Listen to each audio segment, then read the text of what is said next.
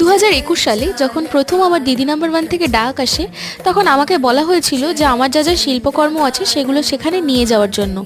যেহেতু আমি চকের উপর ক্ষুদ্র শিল্পকর্ম করে জাতীয় রেকর্ড করেছিলাম এবং সেই সুবাদেই দিদি নাম্বার ওয়ানে যাওয়ার সুযোগ ঘটেছিল, তো সেই চকের নিদর্শনের পাশাপাশি আরও যেসব কাজকর্ম অর্থাৎ শিল্পকর্ম করে থাকি সেগুলো সেখানে নিয়ে যেতে বলেছিল। তো তারও প্রায় 5-6 বছর আগে থেকে আমি বিভিন্ন ওয়েস্টেজ প্রোডাক্টের উপর ছবি আঁকতাম। এই যেমন ধরো ফেলে দেওয়া কেকের কার্ডবোর্ড হোক বা ইউজ করা মাটির থালা বা বিভিন্ন ইউজড মাটির জিনিস, সেটা তোমরা আমার চ্যানেলে এখনও দেখতে পাবে। তো তখন না এই জিনিসগুলোর এত প্রচলন ছিল না। সেরকমই একটা পুরনো ছবি হঠাৎ করে খুঁজে পেয়েছিলাম জগন্নাথ দেবের। ছবিটা একদম নষ্ট হয়ে গিয়েছিল, তাই ভাবলাম এটার ওপর নতুন কিছু ট্রাই করা যাক।